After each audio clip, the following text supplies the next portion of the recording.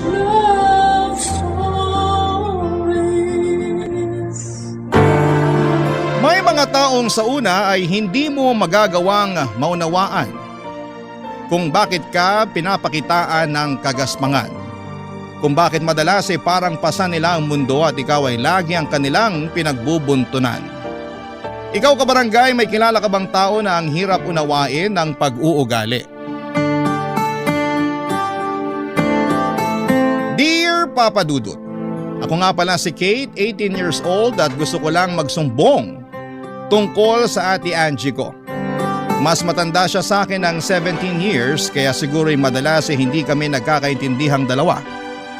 Parang walang araw na hindi kami nagtatalo. Parang walang away na hindi niya pinupuna ang bawat mali ko o maski na ang bawat galaw ko. Kung kayo ang nasa sitwasyon ko ay maintindihan niyo ako kung bakit lumayo ang loob ko sa kanya sa pagdaan ng panahon. Suplada, masungit, bungangera at strikto kasi si Ate Angie. Tinalo niya pa ang nanay namin pagdating sa pagbubunganga. Ni minsan ay hindi ko narinig na nagbunganga ang nanay ko. Pero si Ate Angie, nako, madalas yan papadudot. Naririndi na nga ang tenga ko sa kanya pero tuloy pa rin siya. Wala naman akong magawa kasi nga siya ang bumubuhay sa amin ng nanay ko. Laging sinasabi ni nanay sa akin na hayaan ko lang daw ang Ate Angie ko dahil bago lang sa trabaho. O di naman kaya ay dadatnan na.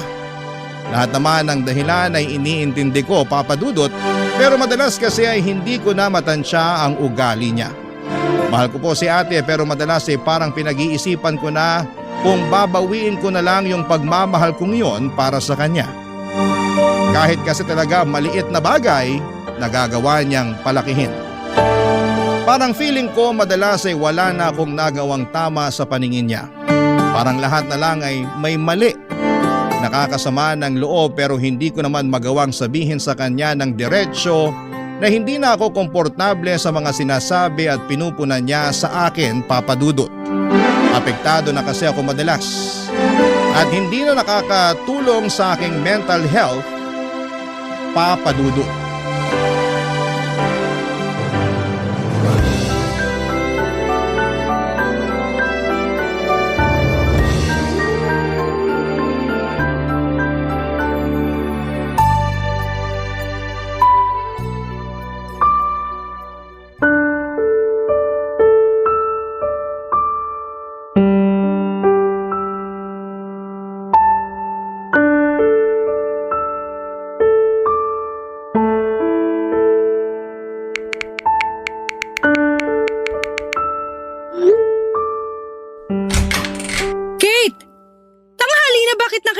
Ka pa rin dyan sa kama mo. Ate, linggo naman eh. Kahit linggo o huling araw mo na sa mundo, ayoko pa rin nakikita ka nakahilata lang dyan.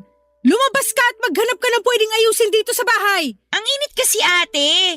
Pag medyo lumamig-lamig na lang tsaka na ako lalabas. Kakaubos pa naman ng sunscreen ko ngayon. Gamitin mo yung sunscreen ko sa kwarto.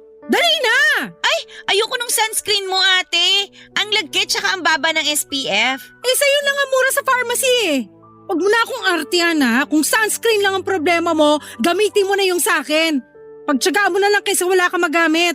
Mamaya na ate, may kausap lang ako ng mga kaklase ko sa GC namin. Baka may assignment kami na hindi ko pa nagagawa. Hindi ka talaga nang ubusan ng rason no? Kanina sunscreen tapos ngayon yung GC na. Anong next? Totoo nga ate. Kung gusto mo basahin mo pa tong GC namin para makita mo eh. Akin na. Joke! Si ate naman oh. Para kang hindi naturuan tungkol sa privacy. Hahamunin mo ko na basahin yung laman ng GC nyo tapos aatras ka. Duda kung assignment nga ang pinag-uusapan nyo dyan. Akin na nga yung cellphone mo. Eh, syempre meron din naman kaming ibang pinag-uusapan. Halo-halo naman ang topic namin sa GC eh.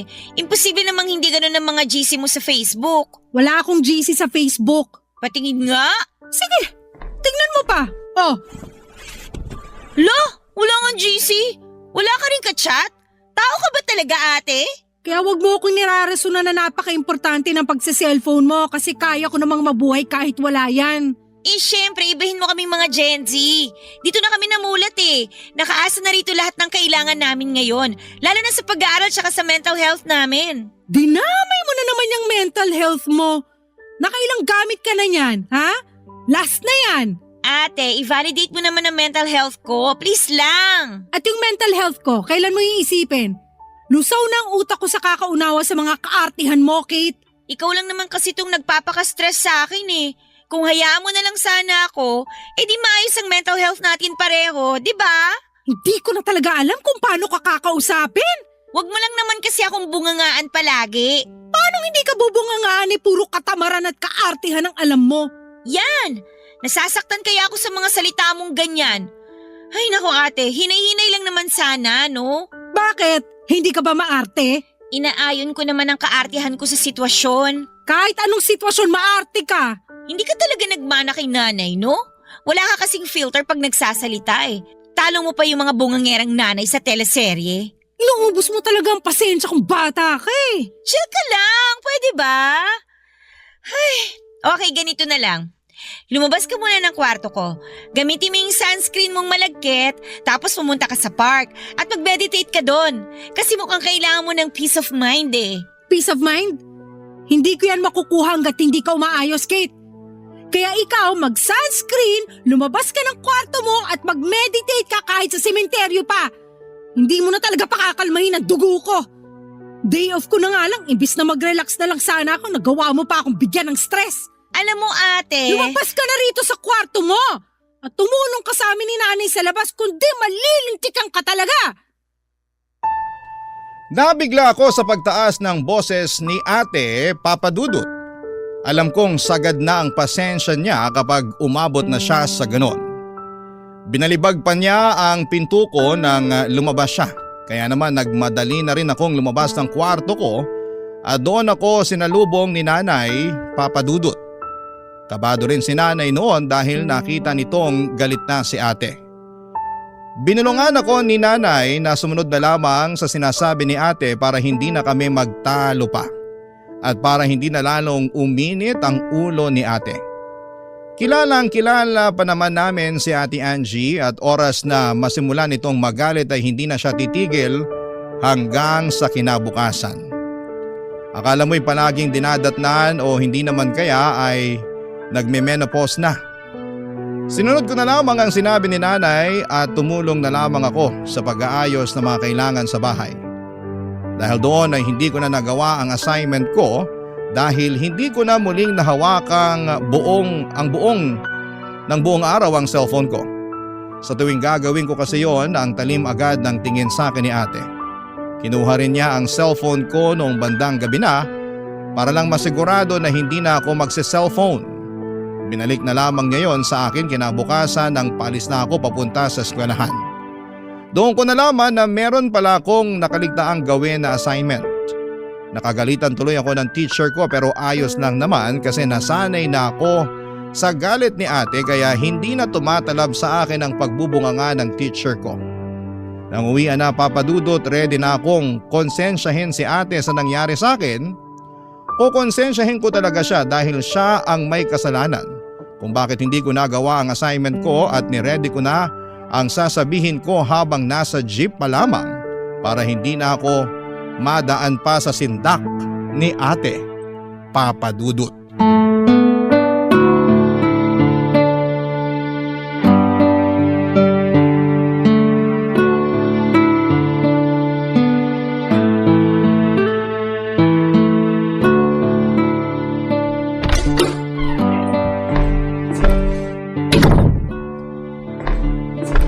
Nay? Ate? Wala pa ang ate mo pero mukhang pauwi na rin yon. Bakit? Gusto ko lang naman sanang magreklamo kay ate. Naku, ikaw talagang bata ka. Wala ka ba talagang kadala-dala? I-stressin mo na naman ang ate mo. Alam mong pag Lunes, ang dami niyang hinahabol sa trabaho. Kung ano man yan, wag mo na lang sabihin. Tiisin mo na lang, kung hindi pare-parehas tayong malilinti ka na naman. Masyado ka kasing takot sa kanya na eh. Ikaw ang reyna dito. Ikaw ang nanay. Dapat sa'yo siya matakot. Ayoko lang ng gulo. Ayoko lang din madagdagan pa ang stress ng ate mo. Pagod na nga sa trabaho tapos may sasabihin ka pang hindi maganda. Ano na lang ang reaksyon niya nun? Kung maliit na bagay lang naman niyang irereklamo mo, wag mo na lang sabihin para wala ng gulo. Hindi maliit na bagay to, Nay. Kasi dun sa pagkuha niya ng cellphone ko kagabi, hindi ko tuloy nalaman na meron pala kaming assignment. Napagalitan tuloy ako ng teacher ko. Pinahiya niya ako sa klase. Hindi ko naman kasalanan yun eh. Nangyari na. Hayaan mo na. Bumawi ka na lang sa susunod. Saka ikaw naman kasi, panay ang cellphone mo. Sige, Nay, kampihan mo ulit si ate. Kaya lumalaki yung ulo niya eh. Kaya siya nagre-reyna-reynahan dito. Anong pinag-uusapan niyo dyan? Mukhang seryoso ah. Nay, nakapagluto na ba kayo ng ulam? Gutom na ako eh. Ipiprito ko pa lang yung tilapia. Teka, Bago magluto si nanay ng ulam, ate, may gusto lang sana akong sabihin sa'yo. Kate! Ano nangyayari rito? Ano na naman bang ginawa mo, Kate? Ako kaagad? Pag may problema dito, ako palagi. O anong pinupunto mo? Hayaan mo na ang bunso natin, Angie. Alam mo naman yan. Halika na sa kusina para maipagtimpla muna kita ng kape habang hinihintay na maprito yung tilapia. Hindi, Nay. Mukhang meron na namang problemang sasabihin tong si Kate eh. Kahit kailan talaga. Para sabihin ko sa'yo, ate, ikaw ang problema ngayon. Kate! Angie! Ayokong magtalo kayo ngayon. Saka na lang pag-usapan yan pagkatapos kumain. Baka kasi nadadala lang kayo ng gutom. Kahit busog tong si Kate, hindi pipirmi to. Sige nga, Kate, anong problema ang sinasabi mo? Alam mo bang hindi ako nakagawa ng assignment ko dahil kinuha mo yung cellphone ko kagabi? Hindi ko tuloy nabasa sa GC namin yung reminder tungkol doon. Pinahiya tuloy ako ng teacher ko kanina. Obligasyon mong maalala ang assignments mo. Sinabi na yan sa iyo sa klase at hindi na dapat ipapaalala sa iyo yan kung totoong seryoso ka sa pag-aaral mo. Talagang nagawa mo pa rin ipamukha sa akin na ako yung mali, no? Hindi naman ako perfect na estudyante. Alam kong madalas ako makalimot. Kaya nga malaking tulong yung GC namin sa klase para may reminder ako sa mga dapat kong gawin. Hindi naman kasi lahat kasing talas ng memorya mo, ate. At nagawa mo ba akong sisihin sa kapabayaan mo? Nay, naririnig niyo ba tong sinasabi ng anak niyo? Magpaawat na kayo, parang awa nyo na. Tayo-tayo na nga lang ang magkakasama, bangayan pa kayo ng bangayan. Ito kasing si Kate eh. Masyado nakadepende sa cellphone niya. Akala mo kakapusin ang hininga kapag hindi nabubuksan ang cellphone niya. Hindi mo kasi maintindihan eh. Ate, digital na lahat ngayon. Kung hindi nyo kinailangan ng cellphone noon, iba na ngayon.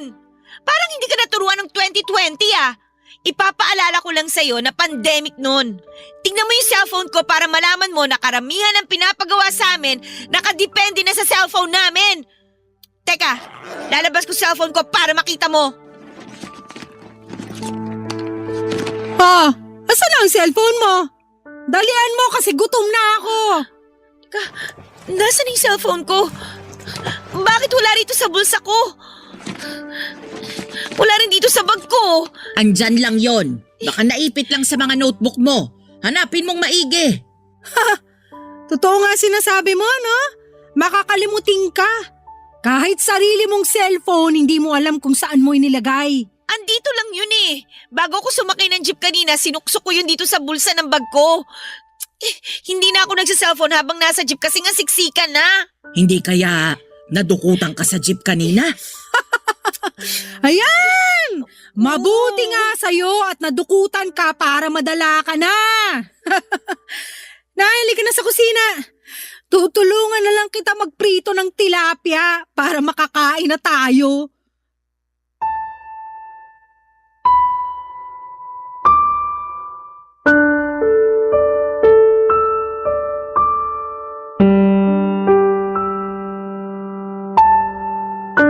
Nilabas ko na ang lahat ng gamit ko sa bag, Papa Dudut, pero wala pa rin doon ang cellphone ko. Naghubad na rin ako ng uniform sa pag-asang nasabit lang ang cellphone ko sa damit ko pero wala. Ang saklap. Ang masakit pa ay parang walang pakialam si ate na nawala ang cellphone ko. Para bang natuwa pa nga siya. Anong klaseng tao ang matutuwa kapag may nawala ng importanteng gamit? Naiiyak na ako noon dahil kahit si nanay ay hindi ako magawang lapitan para i-comfort dahil pinipigilan siya ni ate. Hindi nila alam kung gaano kaimportante ang cellphone ko sa akin dahil andun lahat ng kailangan ko para sa klase, Papa Dudut. Hindi na ako nakisabay kumain sa kanila at lumabas ako ng bahay para umasa na nahulog ko lamang sa kalsada ang cellphone ko at wala pa sanang nakakadampot. Alam kong niloloko ko na ang sarili ko pero wala namang masamang gawin yon. Sinubukan ko ring abangan ang jeep na nasakyan ko, baka sakaling umikot pa sa amin at baka nahulog lang sa sulok ang cellphone ko. Kahit alam kong imposible na ang lahat, ay mataas pa rin ang faith ko na mahahanap ko ang cellphone ko, pero bigo ako. Doon ko na lamang natanggap na dahil sa pag-focus ko na mapamukha kay Ate Angie na may mali siya, hindi ko na napansin na dinukutan na pala ako habang nasa loob ng jeep. Umuwi na lamang ako ng bahay at dumiretso sa kwarto para umiyak dahil sa mga nangyari. Feeling ko ay biktima ako. Biktima talaga ako ng lahat, Papa Dudut. Barangay Love Stories. Barangay Love Stories. Hindi na ako muling kinausap ni Ate Angie mula nang nawala ang cellphone ko. Pinhiram na lamang po ako ni nanay ng luma niyang cellphone na di-keypad para lamang may maggamit ako. Gustuhin man ni nanay na bigyan ako ng pambili ng bagong cellphone ay nalaman kong pinigilan siya ni ate na abutan ako. Mas lalong sumama ang loob ko kay Ate Angie dahil doon, Papa Dudut. Gusto ko siyang intindihin kung bakit ganon kagaspang ang ugali niya. Parang wala siyang compassion sa katawan. Hindi ko alam kung dahil ba yon sa maaga niyang pagtatrabaho para sa aming pamilya. More than 10 years ago kasi nang mamatay ang tatay namin. Siya na ang umako ng responsibilidad na yon dahil ayaw na rin naman niyang magtrabaho si nanay dahil sakitin nga ito. Dala na rin siguro ng edad. Sa ngayon ay lagpas 60 years old na rin kasi si nanay at dapat lang na mag-retire na. Imbes na ma-enjoy ni ate ang mga unang sahod sa unang trabaho niya, ay hindi po yun nangyari. Marami siyang naging pangarap na makapasyal sa iba't ibang lugar sa Pilipinas at makapunta na rin sa ibang bansa kapag pinalad siyang malibot ang buong Pilipinas. Kaya lang dahil nga sa biglaang pagkamatay ni tatay ay hindi niya yon nagawa. Lumipat din siya ng trabaho dahil mas malaki ang pasahod kesa sa naunang trabaho niya. Kahit nahirap siyang mahalin ang pangalawang trabaho na pinasukan niya ay nagawa niyang tiisin dahil kailangan niyang maging praktikal para mahulugan din noon ang educational plan ko at health insurance naman ni nanay. Dahil siguro dito, kaya ang hirap intindihin ang ugali niya. Gumaspang na dahil nga sa dami ng responsibilidad sa buhay, Papa Dudut.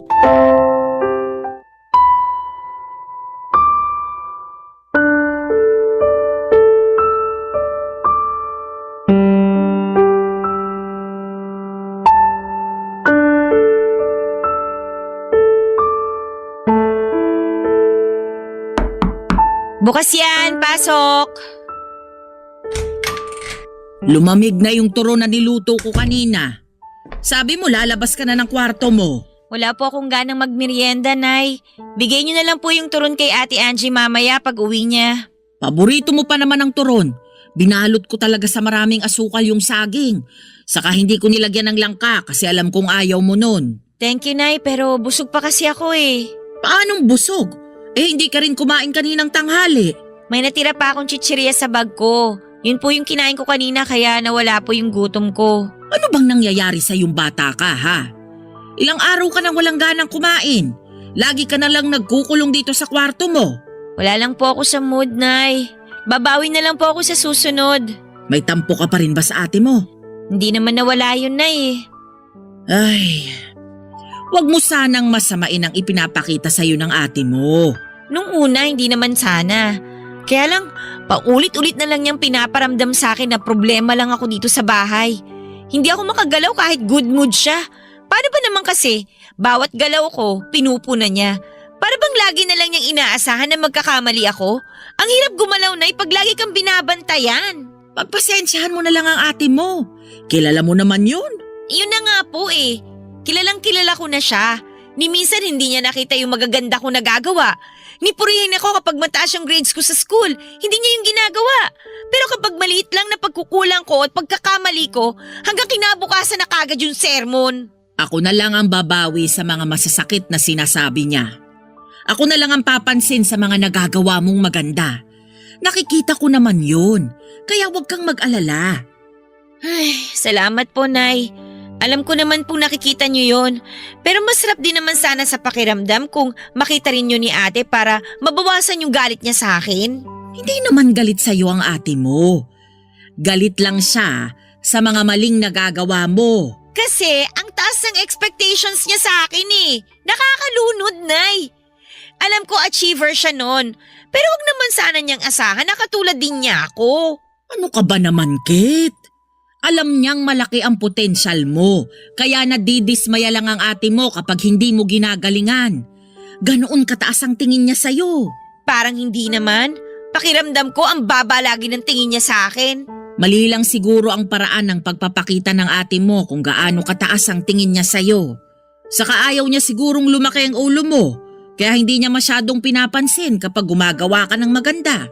Hindi naman kawalan sa kanya kung paminsan-minsan papansinin niya na may nagagawa rin akong tama.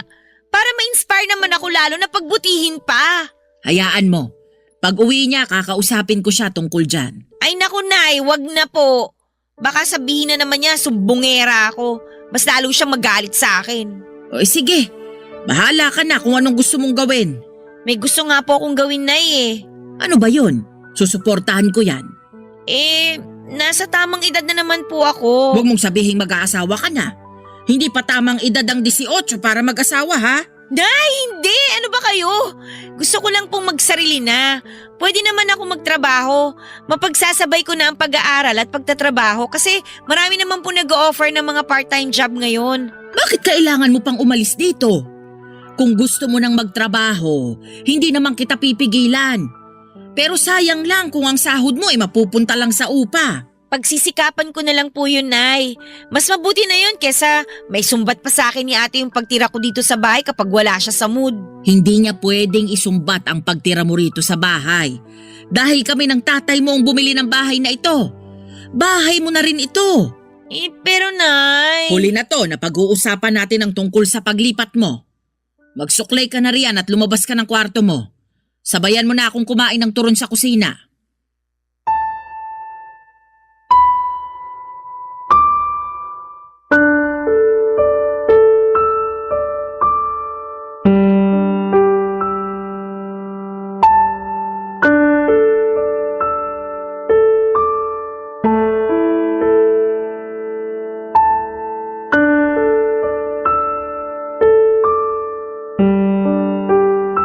Wala akong nagawa nang biglang tapusin ni nanay ang usapan namin tungkol sa paglipat ko.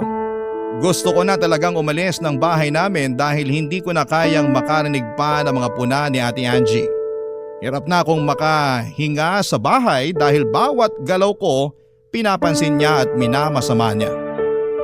May naipon naman ako kahit konti mula sa allowance na binibigay sa akin ni ate. Napaghandaan ko at napagplanuhan ko naman ang lahat bago ako mag-decide na umalis. Hindi lang dahil sa bugso yun ang damdamin ko, pakiramdam ko kasi mas makakabuti para sa akin na makalayo na muna kay ate. Sa totoo lang ay hindi naman sa pagiging maarte, pero palagi na lamang akong natatakot at nanginginig sa tuwing naririnig kong dumarating na si ate mula sa trabaho niya. Ewan ko kung trauma ba itong nararamdaman ko pero parang ganon kasi yon. Sinubukan kong kausaping muli si nanay tungkol doon at pinakita ko pa nga sa kanya ang ipon ko. Pero nagalit si nanay at sinabi niyang hindi siya papayag na aalis ako dahil ayaw niyang mag-alala sa akin. Inintindi ko na lamang si nanay pero buo na ang pasya kong umalis. Palihim na rin po akong nag-impake ng mga damit ko para mabilis na lamang akong makaalis. Nakahanap na ako ng titirhan at nag-bed space na lamang muna ako dahil yun lang naman ang kaya ng ipon ko. Hindi naman yun problema sa akin dahil kailangan ko lang ng matutulugan. Buong araw naman akong nasa trabaho at school noon. Nakahanap na nga rin ako ng trabaho sa isang fast food. Lahat ng ito ay hindi ko pinaalam kina nanay at kay ate. Sasabihin ko na lamang yon kapag araw na ng paglipat ko at pagsisimula ko sa bagong trabaho, Papa Dudut.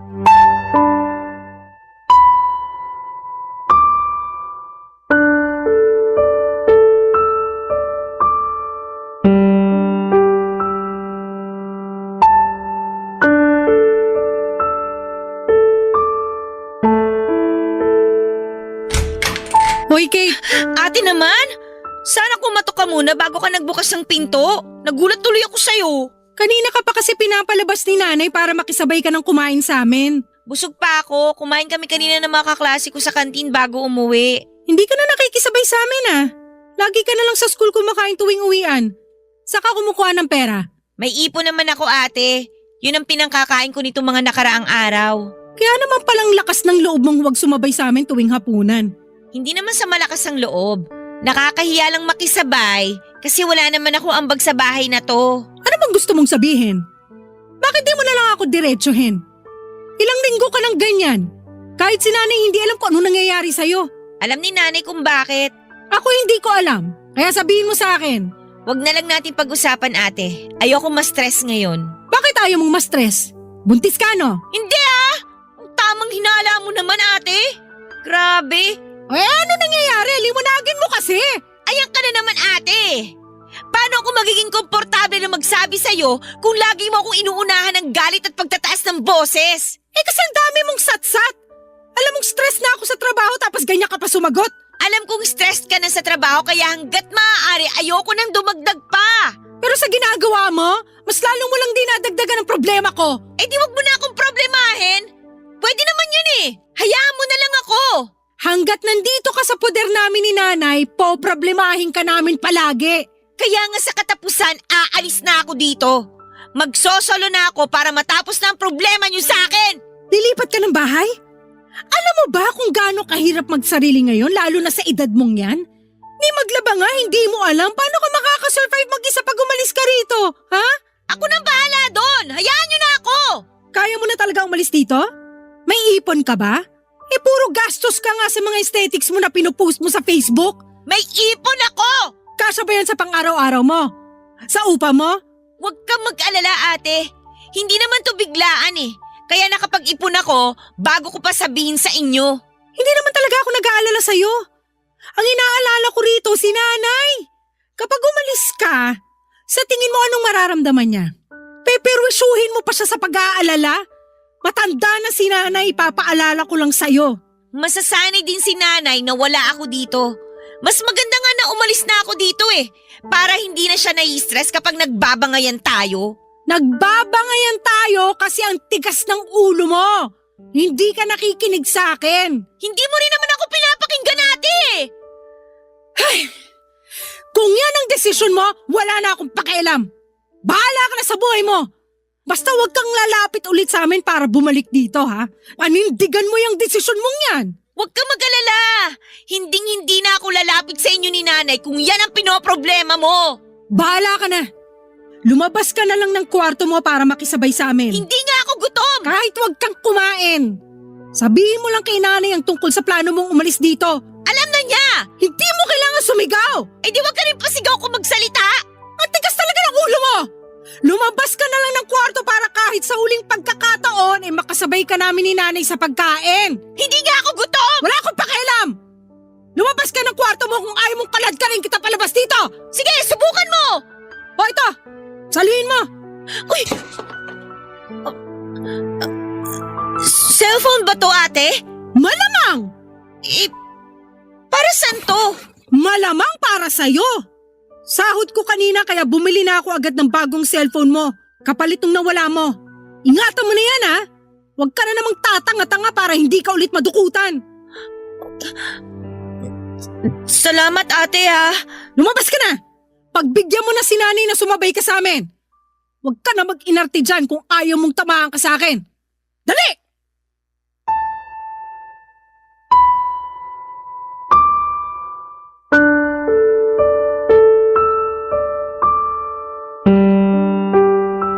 Papa Dudut, binalibag ni ate ang pinto ko nang lumabas siya ng kwarto ko. Ramdam ko man ang galit niya noon pero ramdam ko pa rin ang pagmamalasakit niya sa akin. Binuksan ko ang cellphone na binili niya, mas maganda at mas mahal yon kesa doon sa nawala sa akin. Naiyak na lamang ako kasi sa unang pagkakataon ay naramdaman ko ang care ni ate para sa akin. Inayos ko lang ang sarili ko at nagpulbos para hindi mahalata na umiyak ako. Pagkatapos noon ay lumabas na ako ng kwarto para humarap at sumabay kina nanay at ate sa pagkain. Pinagalitan nga ako kaagad ni ate dahil natagalan sila sa paghihintay sa akin. Lumalamig na raw ang pagkain. Hindi ko na lang pinansin at ayoko nang palakihin pa ang inis niya para hindi masira ang gabi naming pareho. Kahit busog, sumabay pa rin akong kumain sa kanila. Pagkatapos kumain ay sinabi ko na kay nanay ang plano ko. Nagalit si nanay dahil pinayagan ako ni ate na umalis na ng bahay. Pero wala rin siyang nagawa, lalo na nung sinabi ni ate na kaya ko na ang sarili ko. Maganda na rin daw na umalis na ako para wala na siyang ibang iniisip pa. Nasaktan po ako ng bahagya sa sinabi ni ate o sadyang emosyonal lamang ako kaya naging sensitive ako sa mga salita niya. Napaaga rin ang alis ko ng bahay. Dapat sa katapusan pa ng buwan pero tumawag sa akin ang bagong landlady ko at sinabing pwede na raw akong lumipat dahil umalis na ang tenant niya na papalitan ko. Nabigla man ako sa bilis ng pangyayari ay sumunod pa rin ako, Papa Dudut. Umalis na ako kaagad sa bahay bago pa sumapit ang katapusan ng buwan. Barangay Love Stories. Barangay Love Stories. Sa mga unang buwan na umalis ako ng bahay ay naramdaman ko kaagad ang hirap. Kahit meron akong ipon, alam kong kailangan ko yung i-budget, kundi ay mauubusan ako. Totoo naman na meron na akong part-time job, pero dahil nga part-time yon ay hindi ganoong kalaki ang nakukuha ko, Papa Dudut. Sakto lang talaga para sa upa at pangkain ko. Alam kong kailangan kong maghanap pa ng extra na trabaho pero alanganin na dahil na rin siyempre nag-aaral pa ako. Mabuti na lamang at bayad na ang pag-aaral ko sa tulong ng educational plan na nakuha ni ate para sa akin noon. Laking ginhawa ko noon para sa akin at sinikap kong magtipid lalo't hindi ko tinatanggap ang gustong iabot sa akin ni nanay na tulong. Ayoko makarating yon kay ate at baka iba na ang isipin na naman niya. Bihira na rin akong magparamdam sa kanila dahil alam kong kukumustahin lang nila ang kalagayan ko. Ayoko namang ipakita sa kanila na nahihirapan ako dahil alam kong may masasabi na naman sila lalo na si ate. Alam kong makakaraos din ako at talaga namang mahirap lagi sa simula. Ewan ko kung nakakatunog na si ate na nahihirapan na ako. Kaya panay ang contact niya sa akin. Nairita na rin ako dahil parang napamukha sa akin na hindi ko kayang tumayo sa sarili kong mga paa. Nag-away kaming dalawa lalo't parehas pa naman kaming stress noon. Mas lalo nga akong nagalit noong sinumbat niya sa akin ang pagpapaaral niya. Mas lalo tuloy kaming nagkasirang dalawa. Dahil doon ay tumigil na ako sa pag-aaral at nagtrabaho na lamang. Sinubukan kong hilingin kung pwede akong mag full-time na sa fast food na pinagtatrabahuhan ko. Pero hindi pa raw po pwede. Mas lalo tuloy akong naging problemado lalo't naubos na rin ang ipon ko. Kaya nilunok ko ang pride ko at lumapit kay nanay para humingi ng mga dilata at bigas. Sinakto kong wala pa si ate para hindi na kami magkaabutan. Hindi pa kasi kami nagkakaayos na dalawa.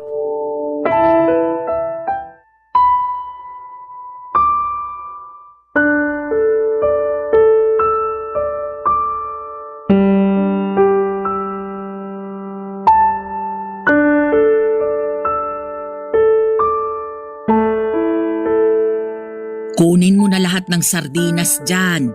Lalo na yung mga maaanghang. Ikaw lang naman ang mahilig dyan noon kaya bumibili ang ate mo niyan eh. Magtitira pa rin naman ako ng mga 2 piraso, Nay. Baka makahalata si ate pag biglang nawala to lahat.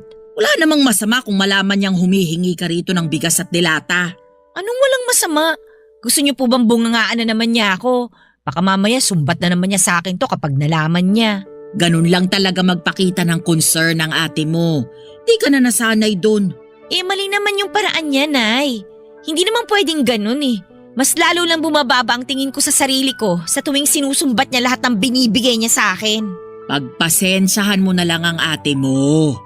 Nadadala lang kasi siya sa pagod. Tapos dagdag pa sa pag-aalala niya sa'yo. Hindi ko naman ramdam na nag-aalala siya. Mas ramdam ko na nag-aabang siyang magkamali ako Para patunayan na tama siya sa lahat ng hinala niya tungkol sa akin. Hindi ko na talaga alam ang gagawin ko sa inyong magkapatid. Dati naman lagi kayong magkasama at magkasundo. Ano bang nangyari sa inyo? Si ate kasi, walang bilib sa akin. Lagi na lang akong minamaliit. Baka mali lang ang interpretasyon mo sa mga sinabi niya. Mali ba, Nay? Kasi harap-harapan niyang sinasabi sa akin na mali lahat ng desisyon ko. Concern lang kasi ang ate mo. Wala naman siyang masamang ibig sabihin dun. Sa ganung paraan lang siya nasanay kahit noon pa man. Siguro kasalanan din naman ng tatay mo kung bakit ganun siya magsalita. Nung nabubuhay pa ang tatay mo, parehas sila ng pananalita ng ate mo eh. Nay, wag mo na siyang ipagtanggol. Mas lalo lang sumasama yung loob ko dahil parang wala na akong kakampi ngayon. Paano bang wala? Anong tawag mo sa akin? Kay Ate Angie naman kayo kampi eh. Lagi na lang yung side niya yung iniintindi nyo. Lagi kayo may magandang rason kung bakit siya ganun sa akin. Samantalang ako, nilaban niyo ba ako sa kanya ni minsan? Malamang oo. Hindi mo lang naririnig, pero lagi kitang ipinaglalaban sa kanya. Parehas lang kayong matigas ang ulo at hindi nakikinig sa nanay ninyo. Hay! Mabuti pa, hintayin mo na lang siyang makauwi para makapag-usap-usap na tayong tatlo. Hindi pwedeng nag-iiwasan na lang kayo palagi. Pamilya tayo. Huwag mo na ngayon, Nay. Tsaka na, kapag nakabangon na ako, hindi makakatulong na maabutan niya ako kumukuha ng bigas at dilata dito. Mas lalo lang kami mag-aaway. Kasi panigurado, ipapamukha na naman niya sa akin ng mga mali ko. Ay. O sige. Pero sana naman sa susunod, pwede mo na siyang harapin. Nasasaktan ako na hindi kayo magkasundo ng mga anak ko. Nay, may dala akong... Kate, anong ginagawa mo rito?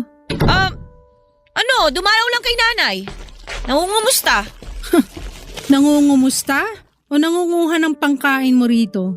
Angie! Kung kumustahan lang, bakit may bit-bit kang bigas at delata? Anong akala mo rito sa bahay barangay hall? Tagabigay ng ayuda mo? Hindi ko na lang kukunin. Wala nang katapusang panunumbat na naman ang aabutin ko sa'yo. Hindi ko sinusumbat. Ginigising lang kita para makita mong mali ang mga desisyon mo. Padalos-dalos kang umalis dito, tapos kapag nangailangan ka, lalapit ka rin pala. Di sorry! Nagkamali na naman ako. Sana pala hindi na lang ako lumapit at humingi ng tulong.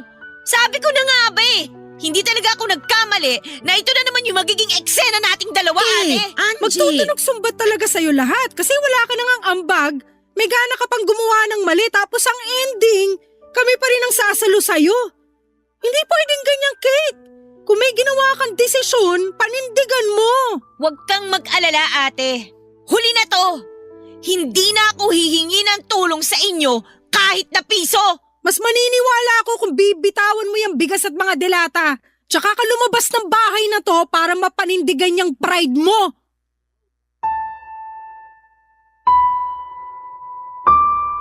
Sinubukan pang umawat ni nanay sa amin ni ate pero wala siyang nagawa. Naiyak na lamang akong binitawan ng bigas at dilata at saka ako lumabas ng bahay. Binalibag ko ang pinto sa sobrang galit. Sinubukan akong habulin ni nanay pero nakasakay ako kaagad ng jeep paalis doon.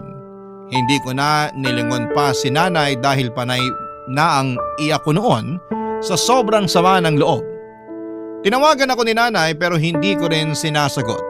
Agad akong dumiretso sa inuupahan ko at mabuti na lamang at wala ang mga kasamahan ko sa kwarto kaya nagawa kong umiyak. Sobrang sama ng loob ko noon kay ate kahit lugmok na ako sa lupa ay nagawa pa rin niya akong sipain. Anong klaseng kadugo siya? Hindi rin siya nag-text man lang sa akin para mag-sorry o ipaliwanag ang mga masasakit niyang sinabi. Bakit pa ba ako umasa?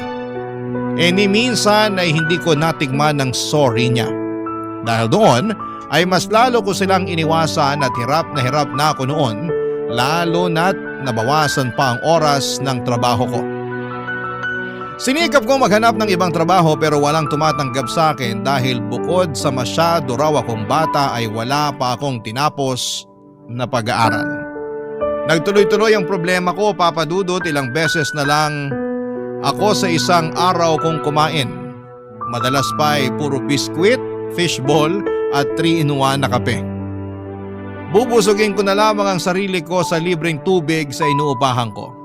Napansin rin yon ng landlady ko kaya nilimitahan na niya sa 2 liters ang libreng tubig sa akin kada araw. Nakaramdam ako ng panliliit dahil doon. Isang araw ay hindi na rin ako nakabayad pa ng upa at dahil doon ay wala akong ibang nagawa kundi ang mag-impake na dahil pinapaalis na ako ng landlady ko. Sinubukan ko pang makiusap pero ang sabi niya may nakaabang na bagong tenant kaya kailangan ko nang umalis. Binigyan niya ako ng 5 araw para makahanap ng bagong lilipatan. Yon ang naging problema ko dahil wala akong nahanap sa huling araw ng pangungupahan ko.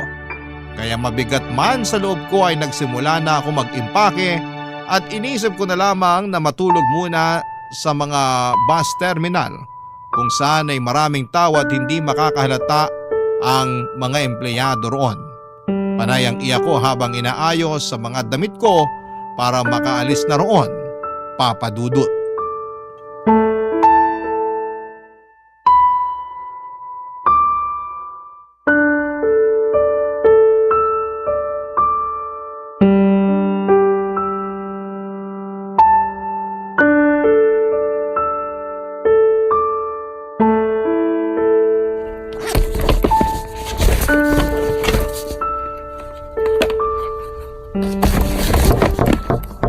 Bukas yan. Kate, Oh, paano mo nalaman tong boarding house ko? Tsaka, ano ginagawa mo dito? pinapunta ako ni nanay. Nararamdaman niyang may problema ka. Ayos lang naman ako. Bakit ka nag-iempake? Lilipat na ako ng maupahan. Malapit dun sa trabaho ko para makatipid ako sa pamasahe. Nakausap ko ang landlady mo. So, alam mo na ang totoo. Hinuhuli mo lang pala ako. Nandito ka ba para ipamukha sa akin na mali na naman ang desisyon ko? Walang ganon. Pumunta lang talaga ako rito kasi nag-aalala na sa'yo si nanay. Hindi ka na nagpaparamdam sa kanya. Matapos yung nangyaring away natin sa bahay, as if naman may mukha pa akong ihaharap sa inyo. Saan ka titira ngayon? May nahanap na ako. Ako nang bahala doon. Ihatid na kita ron para alam ko rin kung saan ka pupuntahan. Ay, hindi na! Baka isang araw isumbat mo na naman sa akin yan. Hindi ako pumunta rito para manumbat. Gusto ko lang masiguro na maayos ang kalagayan mo. Ano bang sisiguruhin mo? Hindi ba alam mo naman na hindi maayos ang kalagayan ko? Di ba inaasahan mo naman to? Ayoko makipag-away sa'yo. Gusto kong tumulong. Tulong? Nung time na kailangan ko yan, anong ginawa mo? Sinumbat mo sa akin lahat, di ba? Kinapalan ko na nga yung mukha ko kay nanay na humingi ng bigas at dilata kasi gutom na ako. Nilunok ko yung pride ko na lumapit sa inyo sa bahay. Pero anong ginawa mo? Pinamukha mo akong patay gutom. Pinaiwan mo yung bigas at dilata pero pinabauna mo ako ng masasakit na salita. Ate, walang-wala ako nun. Pero mas lalo mong pinaramdam na mas mababa pa ako nun. I'm sorry. Yun lang? Sorry? Yun lang? Mabubura na ba niyan lahat ng masasakit na salitang sinabi mo sa akin dati? Sorry? Inaasahan mo bang ayos na tayo ngayon dahil binanggit mo na ang magic word na yan? Alam ko, marami akong nagawang mali sa'yo. Alam ko marami akong nasabi na hindi magaganda. Pasensya ka na kung sa ganung paraan ako natuto magpakita ng malasakit. Oo, masakit ang mga yon. Hindi ko naman itatanggi. Kapag inaalala ko lahat ng mga sinabi ko sa'yo, nagigilty ako. Huli na para bawiin ko yung kasi nakasugat na ako. Pero sana, maintindihan mo na nahihirapan din ako. Ate mo ko, pero ako halos ang tumayo bilang magulang mo. Ang hirap na hindi mag-alala sa mga ginagawa mo dahil kargo kita. Kailangan ko makita na maayos ang pupuntahan mo kasi ang hirap para sa akin na makitang mapunta ka sa walang kwentang sitwasyon. Hindi mo alam kung gaano ko sinisisi ang sarili ko mula nung hinayaan kitang umalis ng bahay. Hindi mo alam kung ilang beses akong gumigising sa gabi sa bawat kalus ko sa pinto dahil umaasa ako na ikaw yun. Nababalik ka na at mababantayan na ulit kita. Hindi mo alam na para akong sinisit-sit sa balat. Sa tuwing nakikita kong hindi mapakali si nanay dahil sa pag-aalala sa'yo, kung kumain ka na ba o kung makakabayad ka pa ba ng upa. Hindi mo alam, Kate, ang hirap. Hindi mo alam. Yan lang naman ang kailangan ko eh. Ang paliwanag mo. Hindi ko na kailangan ng sorry sa mga masasakit na sinabi mo noon. Gusto ko lang maintindihan kung bakit ganun ang mga sinabi mo sa akin. Ate, kasi sakit talaga ng mga sinasabi mo sa akin eh. Lagi na lang ako natatakot gumalaw kasi baka mamaya hindi mo na naman magustuhan yung magawa ko. Kaya umalis na lang ako ng bahay para hindi ka na laging galit. Para makagalaw na rin ako. Para makahinga. Ate, alam kong bigat na bigat ka na sa amin ni nanay. At sorry talaga kung hindi pa ako makatulong sa'yo. Pero promise, babawi rin naman ako. Hayaan mo lang ako na magkamali kasi natututo rin naman ako eh. Hindi ko naman sinasadyang gumawa ng mali. Hindi lang talaga ako kasi galing mo. Kaya lagi ako natitison. Sorry ate ha. Balang araw, babawi naman ako eh. Hindi ka na mabibigatan sa akin. Makakatulog ka na ulit ng maayos kasi hindi ka na ulit mag-aalala. Promise. Basta, hayaan mo lang ako magkamali. Gusto ko rin namang matuto eh.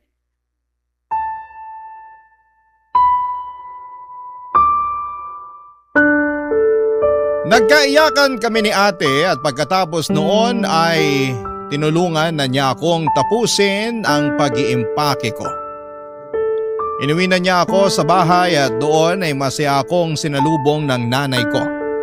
Panay ang iyak ni nanay nang makita niya ako at inalalayan niya ako na makapasok ng bahay. Napansin agad niya ang pangangayayat ko, pinaghandaan niya ako ng makakain ko at sumabay na rin si ate na kumain. Sa palibot ng mesa, andon sina nanay at ate habang katabi ko. Pakiramdam ko ay safe na akong muli sa piling nila. Sa unang pagkakataon ay hindi na ako nakaramdam ng takot sa presensya ni ate. Hindi na rin ako galit.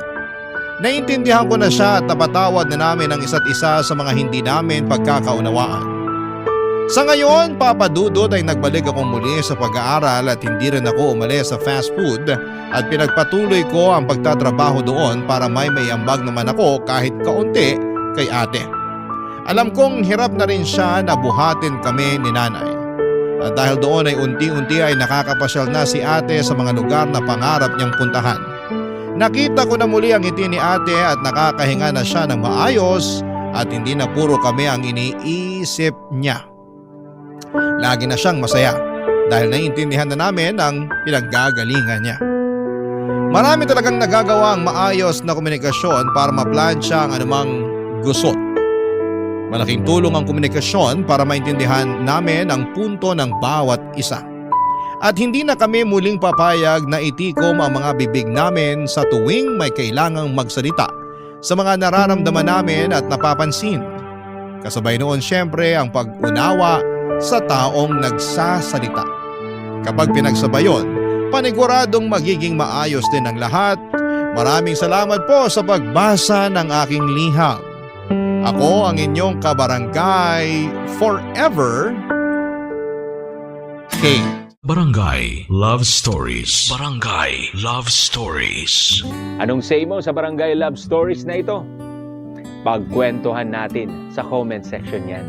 Nagustuhan ng iyong napakinggan? Ituloy yan via live stream sa www.gmanetwork.com/radio.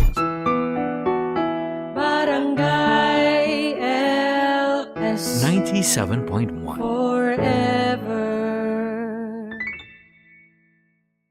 Love Stories. May kasabihan tayong sabihin mo sa akin kung sino ang kaibigan mo at sasabihin ko sa iyo kung sino ka. Diyan pa lang ay nahuhusgahan na tayo kaya dapat nating siguraduhin na hindi masasamang yapak ang ating susundan. Ikaw kabarangay, meron ka bang mabuting impluwensya sa iyong buhay? Dear Papa Dudut, Meron ba kayong role model o ehemplo sa buhay ninyo? Yun bang mga tao na gusto ninyong pamarisan paglaki dahil kahanga-hanga at mabuti ang ginagawa nila sa buhay? Ako kasi meron at yon ay walang iba kundi ang Kuya Jello ko. Pero bago ko po ikwento ang buhay ng munti naming pamilya ay pabati po muna ng isang mainit at magandang katanghalian sa lahat ng bumubuo ng Barangay Love Stories. At sa mga kapwa ko kabarangay at kapuso, tawagin niyo na lamang po ako sa pangalang Cedric. 32 years old at nagtatrabaho bilang ink technician sa isang kumpanya dito sa Maynila. Pero ako at ang aking pamilya ay tubong Bulacan. Simple lang naman po ang pamilya namin, Papa Dudut.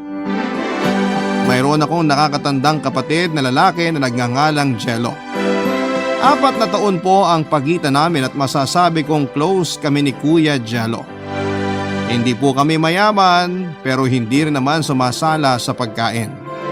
Isang palapag lang ang bahay namin sa Bulacan pero merong sala, kusina, banyo at 2 kwarto kung saan sa isa ay magkasama kaming magkapatid. Ang papa po namin ay nagtatrabaho bilang sekretary sa isang government agency sa lugar namin. Si mama naman ay housewife. Masasabi ko po na pinalaki kami sa pagmamahal ng mga magulang namin kahit na hindi kami mayaman. At para sa akin ay sapat na yon upang magkaroon ako ng isang hindi makakalimutang kabataan. Papa Dudut.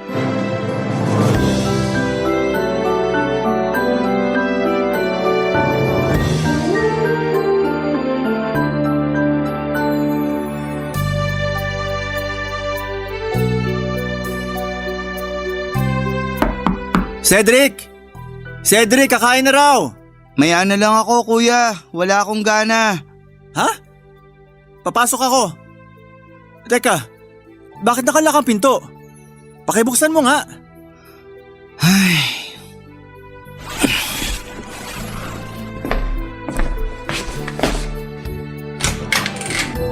Bakit may paglak ng pinto, Cedric? Wala lang. May ginagawa kasi ako. Lokohin mo, lelang mo. Alam kong may problema ka. Tara sa loob, pag-usapan natin. Kuya, ayos lang ako. Hindi ka ayos, ramdam ko yun. Tsaka kuya mo ko. Kilala kita simula pagkabata. Mukhang wala talaga akong may tatago sa'yo, no? Wala talaga. Kaya ano ba yon? Baka matulungan kita. May problema ka ba sa pag-aaral mo? Hindi, wala akong problema sa klase. Huhulaan ko. Babae yan, no? Kuya naman eh. Aminin mo na kasi. Oo, tama ka. Sandali, wag mong sabihin na tungkol yan dun sa babaeng nililigawan mo. Ano na bang balita sa inyo? Sinagot ka na ba niya? Dami mo naman tanong. Isa-isa lang, kuya. Mahina ka laban. Sagutin mo na lang kasi. Hindi na kita nabalikan nung nakaraang pinag-usapan natin yung tungkol sa babaeng plano mong ligawan. Yung sabi mo taga-tourism na second year? Siya nga, pero wala na rin naman yun. Ha? Anong ibig mong sabihin? Binasted na niya ako. Ano? Nung una pa lang naman, ramdam ko na hindi niya ako gusto kasi may iba siyang nagugustuhan. Pero ako lang naman yung mapilit. Akala ko kasi kapag sinubukan ko, mababago ko yung isip niya. Makukuha ko yung loob niya na magustuhan din ako kaso hindi pa rin, kuya. Anong sinabi niya? Natigilan ko na raw kasi hanggang kaibigan lang daw ang tingin niya sa akin. At ayaw niya raw akong mas masaktan pa pag pinagpatuloy ko pa yung panliligaw. Ayun naman pala eh. Iniisip pa rin niya kapakanan mo. Ganun ba yun?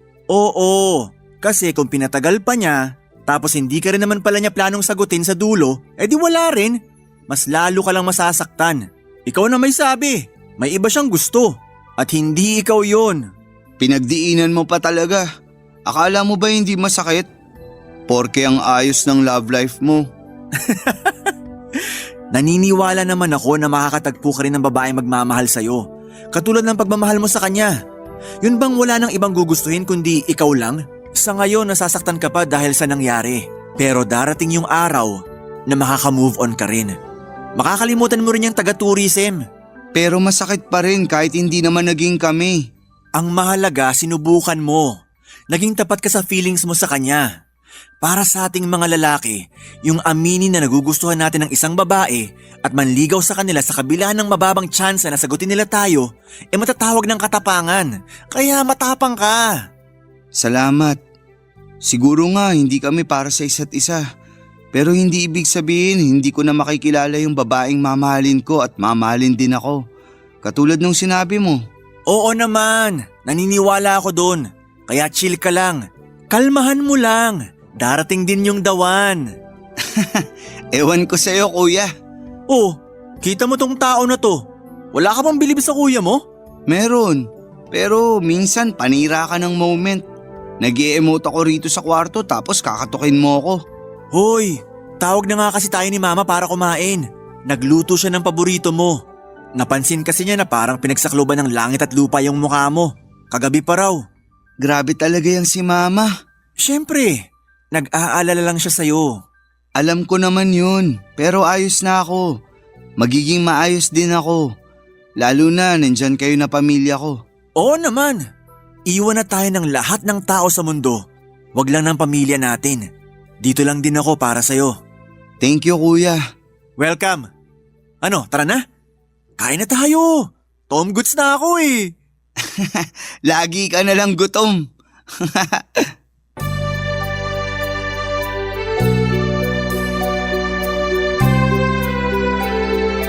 18 anyos po ako noon at kumukuha ng kursong computer science samantalang 22 naman si Kuya Jello. Business Administration po ang kurso niya, Papa Dudut. At siyang tumulong sa akin kung anong kurso ang kukunin ko dahil medyo nalilito pa ako ng mga panahon na yon. Matalino po si Kuya at lagi siyang top sa mga klase nila at graduate siya bilang salutatorya noong high school. Masaya po ako kapag nabibigyan niya ng karangalan ng pamilya namin. Lalong-lalo na sina mama at papa kaya siyang naging inspirasyon ko para magsikap din sa pag-aaral. Nagtapos po ako bilang valedictorian. Mabait po si Kuya Jello, malumanay magsalita, gwapo at maalalahanin. Lagi niya akong pinapayuhan sa mga bagay-bagay na wala akong ideya tulad ng pag-ibig at pakikipagkaibigan. Naalala ko nga noong na broken hearted ako kahit na hindi naman naging kami noong nililigawan ko ay si Kuya Jello ang kumausap sa akin at nagpagaan ng loob ko. Wala pong bisyo ang kuya ko, Papa Dudut. Hindi siya umiinom at hindi rin siya naninigarilyo. Kung may libangan man siya, mobile games at pagkain. Bagay na kinakahiligan ko na rin. Sabi ko nga noon sa sarili ko ang swerte ko dahil nagkaroon ako ng kuya na kasundo ko.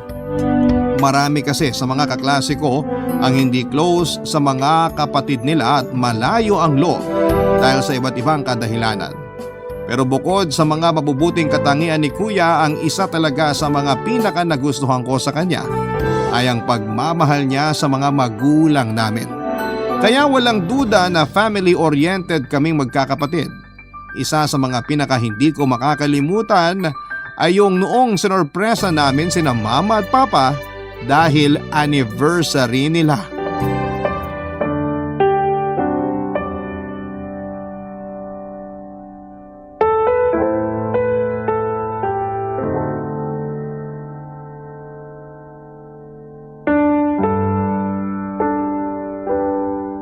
Happy anniversary po, Mama at Papa! Mahal po namin kayo ni Kuya. Naku, maraming salamat mga anak. At may pa-cake pa talaga. Siyempre, Papa! Para maganda sa picture! Sa picture lang talaga ha? Siyempre sa personal na rin. Mama talaga! Nagtampo bigla! Marunong ka rin pala magtampo, Ma. Oo naman. Sa lagay kayo lang ng mga bata marunong mag-inarte? Nako, hindi nyo lang alam kung gaano kaarte ang mama nyo nung araw. Aray! Ang sakit naman ng hampas mo, sweetheart. Talaga namang sinabi mo pa sa mga anak mo, no? Itong sweetheart ko talaga, biro lang. Ikaw naman, oh. Siyempre, kahit na ganun kakaarte noon, mahal na mahal pa rin kita hanggang ngayon. Yun naman pala eh. Uy, kinikilig na yun si Mama. Tigilan niyo ako mag-aama kayo. Pag-uuntugin ko kayo eh. Oh, teka. Bakit ako nadamay dyan? Dapat sina Papa at Cedric lang. Bakit biglang may panlalaglag, Kuya? Walang iwanan dapat. Ay nako, nagsimula na naman kayong dalawa. Mabuti pa, kumain na lang tayo. Ang dami nitong binili niyong pagkain. Sigurado ba kayo may mga pera pa kayo? Huwag kayong mag-alala pa. Kasi kinita ko yan dun sa pagre-repair ng cellphone sa shop ng tatay ng kaklase ko. Ha? Anong pagre-repair ng cellphone? Rumaraket po dun si kuya para mapag-ipunan tong anniversary nyo, ma. Di ba, mahusay sa electronics si kuya? Huwag kayong mag-alala, ma. Kasi hindi ko naman pinababayaan yung pag-aaral ko eh. Pumupunta lang ako doon pag weekend. Gusto ko lang talagang kumita ng pera para meron kaming panregalo ni Cedric sa inyo ni Papa. Ikaw talaga nag-abala ka pa, Jello. Kahit na anniversary namin ngayon ng mama mo, ayos lang naman sa amin kahit hindi marami ang handa o kaya wala kaming regalo. Ang mahalaga, magkakasama tayo. Kasama namin kayong magkuya kasi kayo ang sagot sa matagal naming dalangin na maging isang ganap na pamilya. Tama ang papa nyo. Ikaw, Jello, ang una nagturo sa amin kung paano maging isang magulang. At ikaw naman, Cedric, ang kasiyahan ng pamilya natin. Kahit hindi tayo mayaman, masaya naman ang bahay natin kasi kompleto tayo. Masaya rin po kami na kayo mga magulang namin. Simula pagkabata, nakikita ko na po yung pagsasakripisyo nyo para sa amin ni Cedric. Kaya nga pinapangako ko po na susuklian namin lahat ng mga mabubuting ginawa at ginagawa nyo sa amin ni Papa, Ma. Magsisikap kaming makapagtapos ng kapatid ko para mabigyan namin kayo ng karangalan. Lagi nyo naman kaming binibigyan ng karangalan. Wala na kaming mahihiling pa sa totoo lang. Malaki ang pasasalamat namin sa Diyos na kayong dalawa ang ibinigay niya sa amin bilang mga anak. Kaya sana huwag kayong magbabago. Lalong-lalo ka na, Jello. Alagaan mo ang kapatid mo kahit minsan pasaway yan. Oo naman pa. Ako bahala dyan kay Cedric. Grabe naman po sa pasaway pa. Matalino kaya tong bunso mo. Tapos pogi pa. Pogi rin po panganay nyo pa. Pareho kayong pogi. Kanino pa ba kayo magmamana? Nakakapagtaka naman na kailangan pa talagang itanong yan. Eh di siyempre sa akin. O, kita nyo? Parang biglang humangin. Sige ma, pag ako humirit, baka mapikon ka na naman. Sinong pikon? Hindi ako pikon.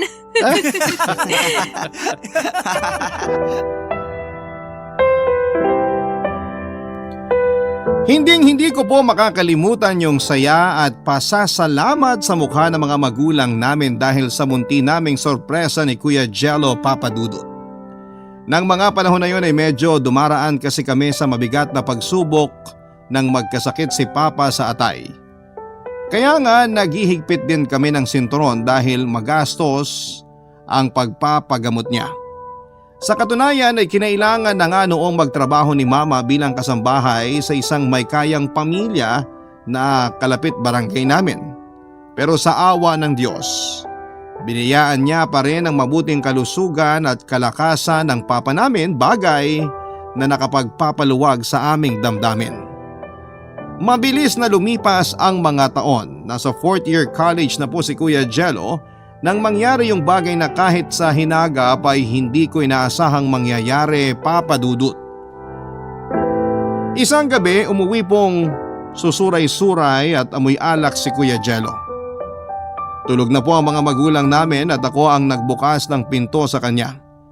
Inakala kasi namin na busy lamang siya sa mga projects niya dahil graduating na siya, kaya gulat na gulat ako dahil lasing siya.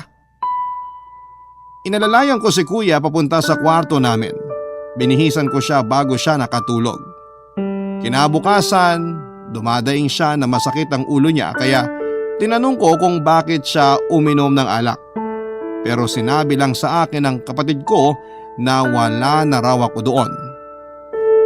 Nasaktan ako, Papa Dudut, dahil hindi ganong makitungo sa akin si Kuya Jello. Pero hindi ako masyadong nagdamdam. Sa halip ay inunawa ko siya. Kaya lang napadalas po ang pag-uwi niya ng hating gabi. Amoy alak at nahuli ko pa siyang naninigarilyo, Papa Dudut. Barangay Love Stories. Barangay Love Stories. Hindi na rin po naging sekreto sa mga magulang namin ang nangyayari kay Kuya, Papa Dudut. Minsan na siyang kinausap ng masinsina nina Mama at Papa tungkol sa pag-iinom at paninigarilyo niya, at doon namin nadiskubre na may pinagdadaanan pala siya. Tungkol po yon sa long-time girlfriend niya na hiniwalayan siya dahil nabuntis ng best friend niya. Nasaktan po ng husto si Kuya Jello sa nangyari kaya naapektuhan noon ang mga desisyon niya. Natuklasan din namin na hindi na siya pumapasok sa school at pumupunta na lamang siya sa bahay ng mga bago niyang barkada na hindi na namin alam kung paano niya nakilala. Tuluyan na pong lumayo ang loob sa amin ni Kuya Jello. Hindi na rin niya natapos ang pag-aaral niya, Papa Dudut. Sa halip ay nagtrabaho na siya bilang isang call center agent sa Pasig. Doon na po siya mas nakakilala ng mga tao na masasabi kung hindi naging magandang impluwensya para sa kanya. Lumala po ang bisyo niya sa pag-inom ng alak at paninigarilyo. May mga gabi na hindi na siya umuuwi sa bahay namin dahilan para labis na mag-alala ang mga magulang namin sa kanya. Dumagdag pa siya sa isipin kaya mas lumala po ang karamdaman ni Papa dahil sa pagiging pasaway niya. Hindi na po nakapagtrabaho ang tatay namin at naratay na lamang sa higaan sa bahay. Kaya napilitan akong mag-working student para makatulong sa pang-araw-araw na gastusin namin sa bahay.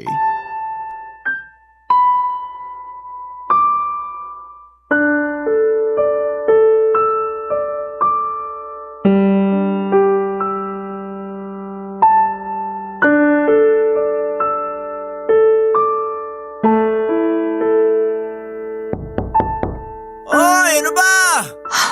Buksan niyo nga Cedric, ang pinto! Yung kuya mo na yon. Bawa sa akin ko to! Pakisuyo naman pagbuksan mo siya, oh. Sige po, ma.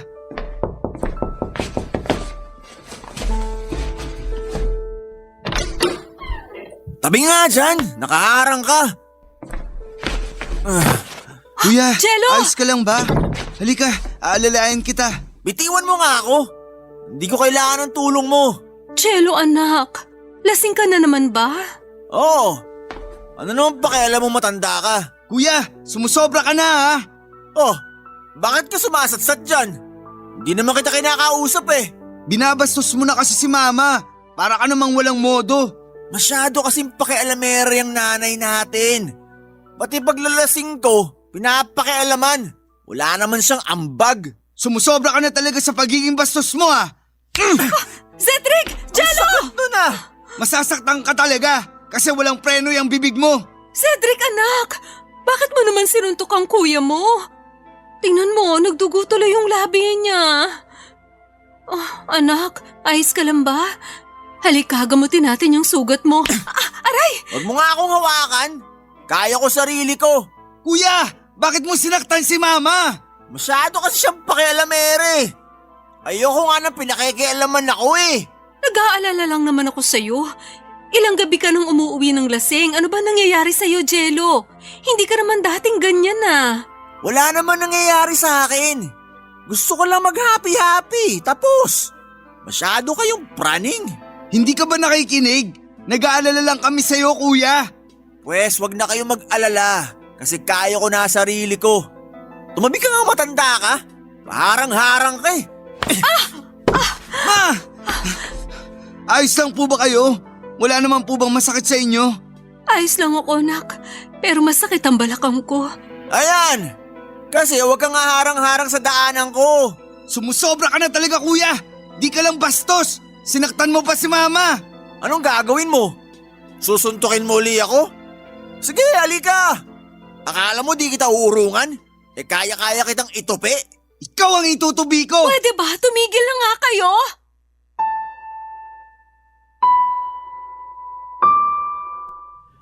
Papa Dudut, hindi po ako makapaniwala sa ginawang yon ni Kuya Jello sa mama namin. Kahit kailan ay hindi ko naisip na posible niyang saktan o pagbuhatan ng kamay ang sarili naming magulang. Kilala ko mapagmahal si Kuya, kaya paanong sa isang iglap ay napalitan ng pagiging bayolente ang pagkatao niya.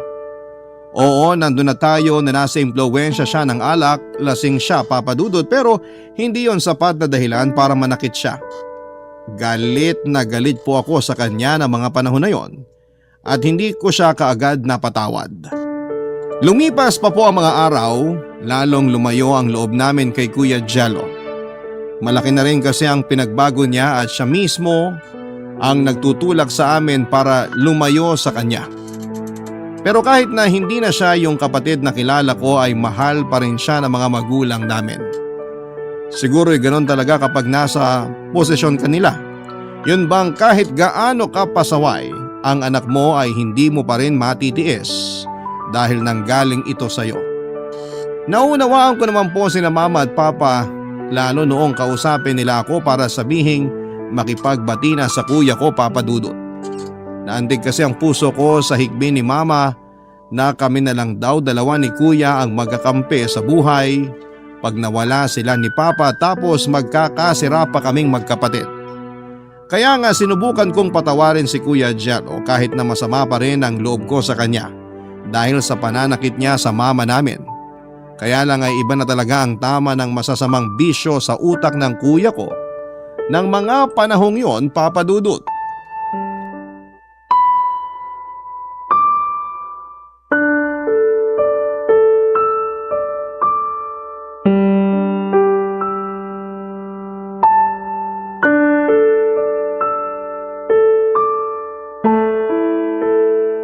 Kuya, pwede ka bang kausapin?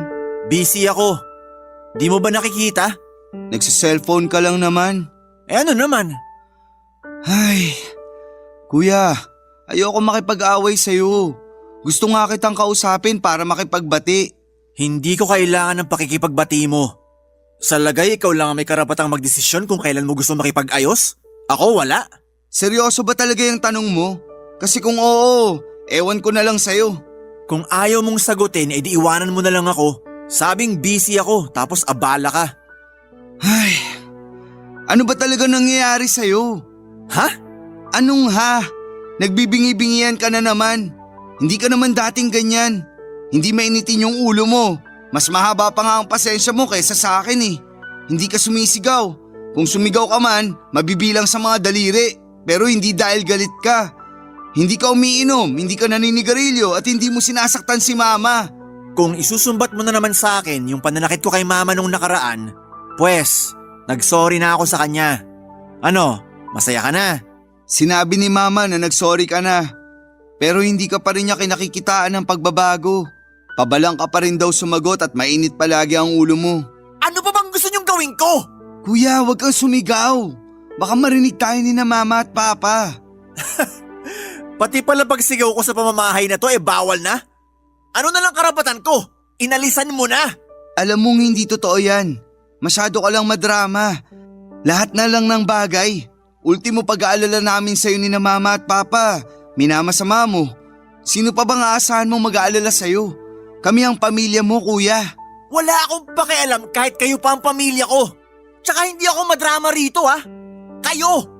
Kasi lahat na lang gusto nyo pang himasukan. Pati pag-iinom ko't paninigarilyo ko questionin mo. Hindi ka naman bumibili na pang alak at pang yosi ko Hindi nga, pero sana alam mong masama yung epekto niyan sa kalusugan mo.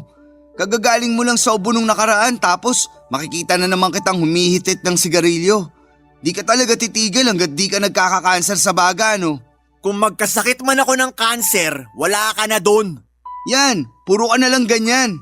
Alam mo, naiinis na ako sa'yo kasi ikaw tong kuya sa atin pero kung umasta ka parang ikaw yung bunso. Bakit? Ano bang inaasahan yung maging asta ko? Maging forever good boy at sunod-sunuran sa gusto ng mga magulang natin? Saan mo napulot ang mga salitang yan? Sa mga kaibigan ko. Kinuwento ko kasi sa kanila yung buhay ko. Tapos pinagtawanan nila ako. Kesyo para raw akong bata na nilalagyan pa ng bimpo ng mga magulang sa likod. Yun bang ayaw pagpawisan kasi uubuhin? Sila rin ba yung nagturo sa'yo na uminom at manigarilyo? Oo, sila nga. Gusto mo rin bang subukan? Promise, ang cool tingnan. Marami pang chicks na magkakagusto sa'yo. Ayoko. Ang KJ mo naman. Kaya tingnan mo, wala ka pa rin girlfriend hanggang ngayon. Hindi naman ako naghahanap ng girlfriend. Abala ako sa pag-aaral at pag-intindi sa pamilya natin. Eh ikaw, anong natutulong mo? Wala ka nang naitutulong, perwisyo ka pa. Anong sinabi mo? Sabi ko, perwisyo ka. Sakit ka sa ulo ni na mama at papa. Tapos ang hirap mo pang intindihin. Naturingan ka pa ng mga nag-aaral. Pero yung kabastusan ng bibig mo, wagas. Halika rito. Tuturuan kita ng leksyon kung paano gumalang sa nakakatanda. Bitiwan mo ako, kuya! Ayoko nga! Saka na pag napadugo ko na yung uso mo. Yan! Para magtanda ka! Ako pa rin ang kuya sa ating dalawa! Isaksak mo yan sa kokote mo! Yung galit ko sa kuya ko ay nadagdagan ng matinding pagkadismaya matapos ang sagutan naming yon. Hindi ko akalain na may isasarado pala ang isip niya. Hindi ko na rin siya kinakitaan ang katiting na pagsisisi sa nagawa niya kay mama. Ang gusto ko lang naman ay magbago siya alang-alang sa sarili niya dahil may masamang dulot ang mga bisyo niya sa katawan niya pag tumatagal. Pero imbes na makinig ay minasama niya pa ang pag-aalala ko. Papa Dudut, oo, mas matanda siya sa akin pero wala na ba akong karapatang magsabi sa kanya? Saka sino ba ang inaasahan niyang gumawa ng bagay na yon? Kami ang pamilya niya. Dahil sa mga nangyari ay lumayo lalo ang loob ko sa kapatid ko. Hindi nagtagal ay nag-decide si Kuya Jello na umalis na sa bahay namin para manirahan sa Maynila, Papa Dudut. Hinayaan na lang namin siya kasi mukhang hindi naman siya magpapaawat. Pagkaraan ng ilang buwan ay nabalitaan namin na may nabuntis siyang babae na nooy kinakasama na niya. Bali nangungupahan sila ng apartment sa Mandaluyong pero pagkapanganak ng babae ay inuwi siya ni Kuya sa bahay namin sa Bulacan. Laking gulat po namin ni Mama at Papa pero tinanggap pa rin namin sila. Lalo na nang makiusap si Kuya na sa bahay na lamang muna titira ang mag-ina niya para makapag-ipon sila ng pera. Medyo nagigipit kasi sila, Papa Dudut. Masaya naman po kami kasi nakasama namin ang baby nila. Mabait naman at masipag sa bahay ang ka-live-in partner niya. Kaya lang ay sinasakta naman po siya ni Kuya kapag nasa bahay ito ng mga panahong yon, Papa Dudut. Barangay Love Stories. Barangay Love Stories. Akala ko po ay tuluyan ang nagbago si Kuya Jello simula nang magkapamilya siya. Pero hindi pa rin po tuluyang naalis ang mga bisyo niya. Malimit po nila yung pagtalunan ng live-in partner niya na hindi namin maiwasang marinig. Dahil dalawa lamang ang kwarto sa bahay namin, sa sala na lamang po ako natutulog, Papa Dudut. Wala namang kaso sa akin noong umpisa pero nahihirapan na rin ako kasi wala na akong privacy. Hindi naman ako makaalis sa bahay namin upang bumukod dahil ako na po ang tumatayong breadwinner. Graduate na ako noon sa college at nagpaplano po akong mamasukan sa Maynila. Pero gusto ko po munang siguraduhin na nasa maayos na kalagayan sina Mama at Papa bago ako umalis. Kaya lang ay nadagdagan po ang alalahanin ko dahil sa pananakit ni Kuya sa live-in partner niya. Ayoko pong kalakhanang pamangkin ko ang pagiging bayolente ng tatay niya. Ang gulo-gulo na po sa bahay namin, Papa Dudut. Hindi na yung katulad noong mga bata pa lamang kami. Yun bang simple lamang pero namamayani ang pag-iibigan. Nagbago na ng tuluyan si Kuya Jello at malaki din ang epekto ng pagkakasakit ni Papa. Pagod na po akong magtrabaho at nawawala na rin po ako ng gana sa totoo lang. Pero alam ko na hindi ako pwedeng sumuko dahil kung meron mang may natitirang matatag sa pamilya namin ay ako yon. Sa kabila ng lahat ay hindi pa rin ako nawawala ng pag-asa na darating yung araw na magbabago si Kuya Jello tungo sa ikakabuti niya. At lalo ngayon na meron na siyang anak. Kahit masama ang loob ko sa kanya, kahit na hindi ko na gustong sundan ang mga yapak niya ay palagi pa rin siyang laman ng mga panalangin ko. Hindi pa rin ako nagsasawang ipakiusap siya sa may kapal na sana'y hipuin ng Panginoon ang puso niya para tuluyan na siyang magbago, Papa Dudut. Kaya lang ay muli ay nasubok na naman ang kuya ko ng isang gabi pag uwi ko sa bahay namin ay nagwawala siya at naabutan kong umiiyak si Mama.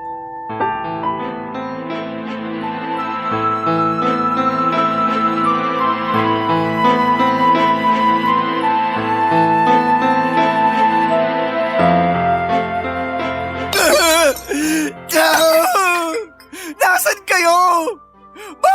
iniwan! Jello, anak, tama na yan. Itigil mo na yan. Bakit, ma? Pag tumigil ba ako, babalik dito sa bahay yung mag-ina ko? Hindi naman, di ba? Ma, Kuya Jello, anong nangyayari rito? Cedric, nandyan ka na pala, anak. Kuya, bakit mo naman binabasag yung mga pinggan natin? Bakit ka nagsisira ng gamit? May pambili ka ba? Papalitan mo ba mga sinira mo? Alam mo ikaw, panira ka talaga ng araw eh. Mga anak, tumigil na kayo. Si Kuya ang pagsabihan nyo, ma. Bigla-bigla na lang siyang nagwawala tapos naninira pa ng mga gamit natin. Huwag mo nang awayin yung kuya mo. May dahilan kaya nagagalit siya. Dahilan? Eh di ba? Lagi naman siyang nagagalit ng walang dahilan. Cedric, ano ba? Hindi ka ba nakikinig? Sinabi may dahilan ng kuya mo kaya siya Sige nagkakaganyan. ma, sabihin mo kung ano yung dahilan na yon. Iniwan na siya ng mag-ina niya. Ano po? Kuya, totoo ba yung sinabi ni Mama? Oo! Kaya nga nagagalit ako ngayon. Iniwan na nila ako. Iniwan na nila ako mag-isa. Pero bakit sila umalis? Maayos naman pakikitungo natin sa kanila rito sa bahay, di ba? Oo, pero Mukhang alam ko na po kung bakit. Alam ko na kung bakit ka nilayasan ng mag-ina mo, kuya. Mapanakit ka kasi. Sinasaktan mo yung live-in partner mo. Anong sinabi mo? Narinig mo yung sinabi ko. Huwag mo nang hayaang ulitin ko pa. Ibig sabihin ayos lang na iniwanan nila ako kasi sinasaktan ko sila? Ganun ba yung punto mo, Cedric? Kung ganyan lang din naman ang makakasama ko sa iisang bubong, mabuti pang umalis na lang ako. Cedric, huwag ka naman magsalita ng ganyan. Hindi ginusto ng kuya mo na iwan siya ng mag-ina niya. Hanggang kailan niyo po ba ipagtatanggol si kuya, ma? Kasi napapansin ko, lagi niyong kinukonsinti ang mga ginagawa niya kahit mali na. Hindi ko kinukonsinti ang kuya mo. Ayoko lang maramdaman niya na may kasalanan siya. Pero may kasalanan po talaga siya. Sumusobra ka na, Cedric, ha? Anong gagawin mo? Sige, halika. Magsuntukan tayo. Hindi kita aatrasan. Manahimik na kayo, pwede ba? Wala na ba kayong ibang gagawin kundi mag-away at magkasakitan? Mga anak naman! Maawa naman kayo sa amin ng tatay niyo. Ito kasi yung bunso niya. Masyadong mayabang. Kasalanan mo talaga kaya ka iniwan ng mag-ina mo. Ngayon iiyak-iyak ka. Tapos sa amin mo ibubunto niyang galit mo. Magpunta ka sa simbahan. Tapos magdasal ka ron. Baka sakaling maawa sa'yo ang Diyos at bigyan ka pa ng pagkakataon. Hindi yun ang unang beses na nakita kong nabigo at nasaktan si Kuya Papadudot. Pero mas matindi po yung sakit na nararamdaman niya matapos siyang layasan ng mag-ina niya. Malaking dagok po ito sa kanya pero kasalanan naman niya dahil mapanakit siyang tao. Siguro ay hindi na nakayanan ng live-in partner niya ang ginagawa niya kaya umalis na po ito nang walang paalam kasama ang anak nila. Magkaganon pa man ay hindi namin makuhang magalit ng husto at matagal kay kuya dahil sa naging epekto nito sa kanya. Mas nanaig po yung awa at pakikisimpatya namin sa kanya, Papa Dudut. Dinamdam niya ng husto ang pagkawala ng mag-ina niya. May punto na tumulong na rin kami sa paghahanap pero bigo po kaming makita kung saan sila nagpunta. Gabi-gabi ko na lamang nakikitang umiiyak si Kuya Jello kaya naman nasaktan na rin ako ng gusto. Doon ko po siya sinubukang kausapin ulit at kahit alanganin ako dahil hindi ko sigurado kung pakikinggan niya ako ay tinuloy ko pa rin. Besides, kuya ko pa rin naman siya at handa pa rin akong tulungan siya kapag nangangailangan siya ng tulong, Papa Dudut.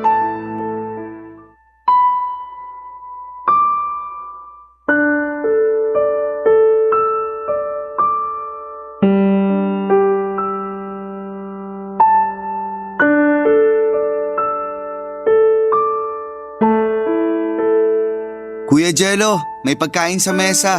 Pag nagugutom ka na, kumain ka lang doon. Salamat, Cedric. Ay, walang anuman. Nag-aalala kami sa'yo, lalo na sina Mama at Papa. Kaya sana, kahit na may pinagdadaanan ka, huwag mo pa rin pababayaan ang sarili mo. Ewan ko. Sa nangyayari sa akin ngayon parang gusto ko na lang mamatay. Kuya naman. Ang sakit-sakit kasi. Ang hirap-hirap. Hindi ko mahanap yung mag-ina ko. Namimiss ko na sila. Lalo na yung anak ko. Pakiramdam ko ginawa ko na ang lahat. Pero kulang na kulang pa rin. Tumutulong din naman ako sa paghanap sa kanila. Kaya huwag kang mag-alala kasi hindi ka nag-iisa. Salamat Kasi kahit marami na akong kasalanan sa'yo, nandyan ka pa rin para alalayan ako. Walang anuman. At syempre kuya pa rin kita. Kahit na marami tayong bagay na hindi pinagkakasunduan, hindi maaalis yung katotohanan na magkapatid tayo at laging sinasabi ni na mama at papa na dapat daw tayong magtulungan. Oo nga Lagi nila yung bilin simula bata tayo. Pero hindi ko naman natupad. Ako yung kuya. Ako dapat ang pumoprotekta sa'yo at sa pamilya natin. Pero ako pa yung pasaway at sakit sa ulo nyo. Oo, medyo naging pasaway ka nga at sakit sa ulo. Pero alam mo bang naniniwala at nagtitiwala pa rin kami ni na mama at papa na magbabago ka para sa ikabubuti mo? Para sa sarili mo at sa pamilya mo. Talaga? Oo, kasi wala namang tao na pinapanganak na masama. Naiimpluwensyahan lang tayo ng mga bagay at mga tao na akala natin mabuti para sa atin. Katulad ng mga barkada mo. Hindi sila magandang ehemplo sa'yo kuya. Kasi mali ang tinuturo nila sa'yo. Yun nga. Alam ko namang mali pero hinayaan ko lang. Kaya eto, nasira buhay ko. Tama ka talaga nung sinabi mong kasalanan ko. Kaya ako iniwan ng mag-ina ko. Kung hindi sana ako naging masamang live-in partner sa kanya. Kung di ko siya pinagbubuhatan ng kamay at pinagsasalita ng di maganda. Sana hindi sila aalis ng anak ko. Naging masamang anak din ako kina mama at papa, Cedric. At hindi rin ako naging mabuting kuya sa'yo. Kaya sana, patawarin mo ako. Patawarin niyo ako. Matagal na kitang pinatawad kuya. Ang gusto ko na lang sa ngayon magbagong buhay ka para sa ikaaayos mo. Hindi na ako galit sa'yo kasi kahit anong gawin ko, hindi talaga kita kayang kamuyian. Para sa akin, ikaw pa rin yung kuya ko na gustong gusto kong sundan yung mga yapak. Babawi ako, Cedric. Aayusin ko ang buhay ko para naman ikarangal niyo ko. Pati na rin ang mag-ina ko. Tama yan kuya, ganyan nga. Naniniwala ako na hindi pa huli ang lahat. Na kapag inayos mo ang sarili mo, magsisimulang maging maayos din yung mga bagay na nasa paligid mo. Nang sandaling yon ay sinamahan ko si Kuya Jello papunta sa kwarto ni na mama at papa kung saan ay umiiyak siya. At nagmamakaawa habang nakaluhod sa harap ng mga magulang namin na patawarin siya ng mga ito sa mga kasalanang nagawa niya. Nag-iyakan po kami ng araw na yon pero pare-pareho naman pong gumaan ang loob namin pagkatapos. Sa unang beses sa kay tagal, noon lang ako nakaramdam ng saya na nagsama-sama ang aming pamilya. Aminin kong matagal kong kinasabikan ang sandali na mabuo kaming muli. Tulad ng sinabi ni Kuya Jello ay nagbagong buhay siya. Inayos niya kanyang sarili at disposisyon sa buhay. Tuluyan na po niyang binitawan ang mga bisyon niya at kitang-kita po kaagad ang magandang dulot nito sa kalusugan niya. Malaki po ang pinayat ni Kuya pero unti-unting nakabawi ang katawan niya. Bukod doon ay bumalik na rin siya sa dating malambing at malumanay na magsalita, lalo na sa mga magulang namin. Masaya po ako na makitang nabibigyan noon ng kaligayahan sina mama at papa. Kung tatanungin niyo po kung nahanap ba ni Kuya Jello ang mag-ina niya ay opo ang sagot ko, Papa Dudut. Hindi ko na po idedetalye kung paano sila nagkabalikan pero naniniwala ako na will ni God na magkaroon po ulit sila ng pagkakataon na ayusin ang gusot ng pamilya nila at magsimula ng bagong buhay. Muling ang nabuo ang pamilya ni Kuya Jello at masayang masaya po kaming lahat, Papa Dudut. Tapos nung sumunod na taon ay kinasal na sila pero nakiusap sina mama at papa na sa bahay muna namin sila sa Bulacan tumuloy para meron silang makasama. Wala naman pong kaso yon kina Kuya Jello dahil magkasundo sina mama at ang asawa niya. Ako naman po ay nag-move out na sa bahay namin at tinuloy ang pagtatrabaho ko sa Maynila. Wala pa po akong asawa pero may girlfriend na po ako, Papa Dudut. Masasabi ko na masaya ako ngayon lalo na.